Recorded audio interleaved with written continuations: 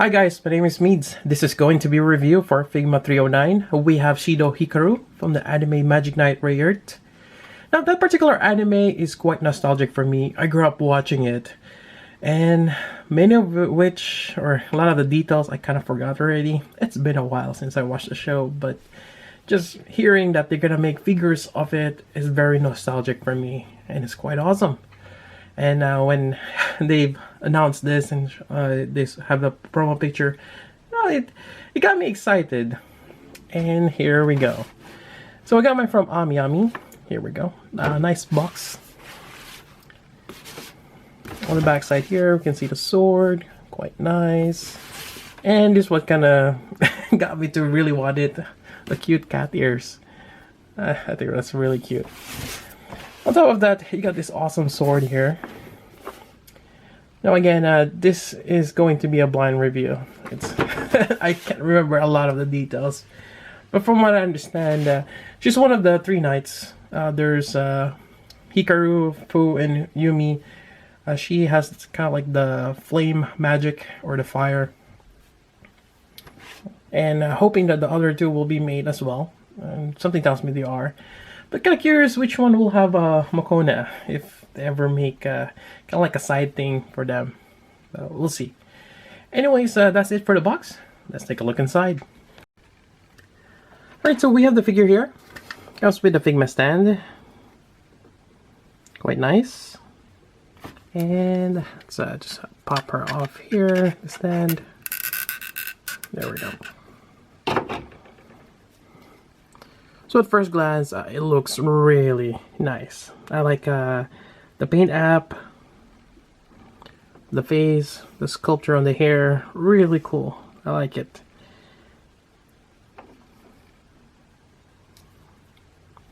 Right, so going over articulation, now we have the neck here. It's your typical Figma neck joint. Again, look side to side, look down, look up. You can probably tilt it a little bit to the side. Here, yeah. Now you have this hair here. It looks like a really tiny Figma joint there, which allows you to move this around. Then at the end here, it's a ball joint, which allows you to rotate that as well. So that's it for the ponytail. Then you have your shoulder armor here. And for the most part, the paint app on the shoulder armor is good, but there are parts that are kind of off. And let me see if I can get a closer look on that. Alright, so I'm not sure if you can see that, but underneath this second armor here, the gold kind of spills over the white area. So, not the best, but you know, from afar, you're not going to be noticing that. And again, since it's underneath. But yeah, not too bad. So while we're have this up close, you can move this shoulder armor here. It's actually a ball joint right there. It's kind of hard to see, but it is on a ball joint on the side of the arm. We do have bicep swivel still, and it's a bit limited in terms of you can move this shoulder, but it's still there. Get your elbow bend, which is fairly decent. Then you get your wrist, or the Figma wrist joint.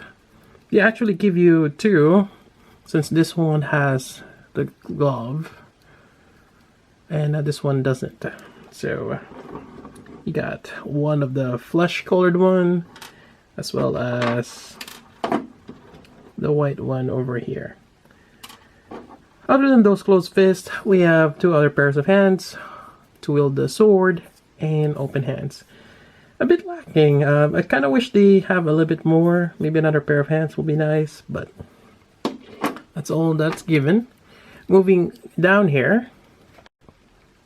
Right, so for the waist here, it's actually, if you're familiar with the Figma joint, it's kind of like the dumbbell design where you have two ball joints on both ends, which holds the top and bottom part here. So you do have fairly good articulation there. Now I'm kind of worried that since this is a matte black and I kind of see a little bit of smear there, the gold trim here might be rubbing on that the black finish there. So be careful, but for the most part, I don't think it's much of an issue, and you're getting quite a bit of good articulation as you turn it, move side to side. So that's good.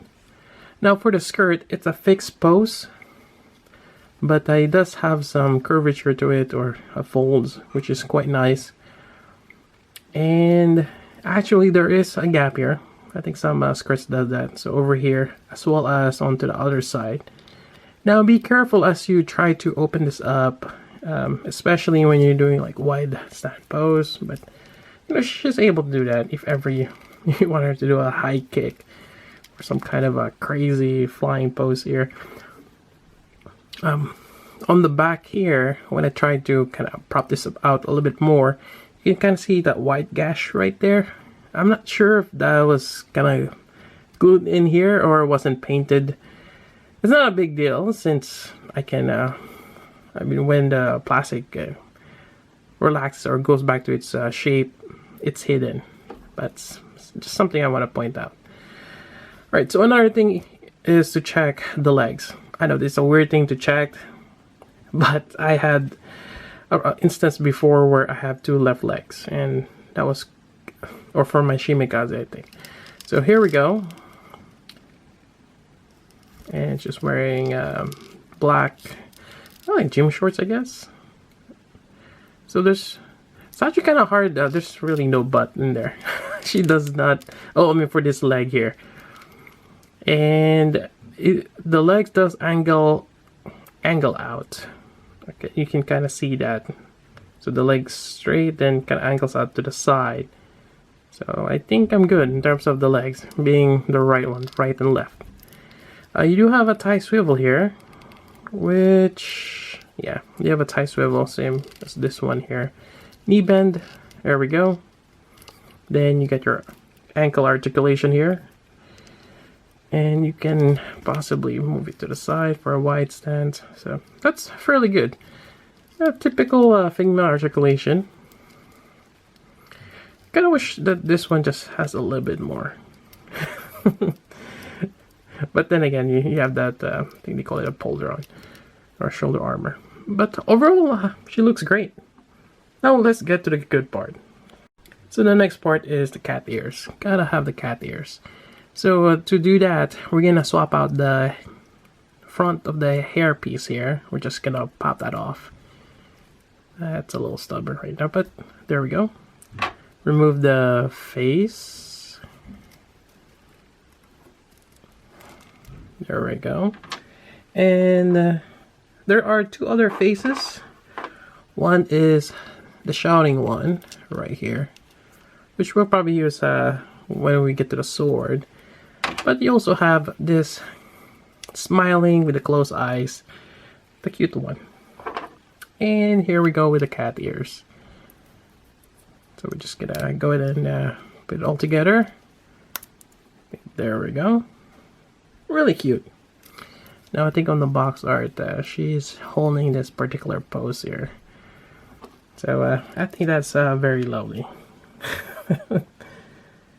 Okay. Alright, so next up we have the sword here. Now I'm not sure if there's a particular name for the sword. There probably is, but the name kind of eludes me right now, or I can't remember. But it's really nice. I like the design here. Really cool looking sword. Very shiny. Now this whole thing is flexible. But be careful, you don't want to break anything. But yeah, it's a really nice looking sword. Now there is an option to remove the handle, which is always a good thing. So you kind of wiggle it a little bit. This is my second time removing this. First time it was stuck there fairly good. So take your time as you pry this out. Now the peg is shaped in a way that you can only put it like in one way. It's not quite a square. You kind of angle off one edge there. It only goes one way. So anyways, let's put this on here. Started from the bottom. I already swapped out the hands there, for those who are wondering what happened there. And put this on here. And there you go. We have the sword. Sword is quite huge compared to her, but it's really nice. I like that sword. And I think there was a pose where she's holding the sword with her arm here. Something like this. Yeah, it's a cool pose. I'm not sure if she's imbuing it with magic or something, but anyways, yeah, a really cool sword.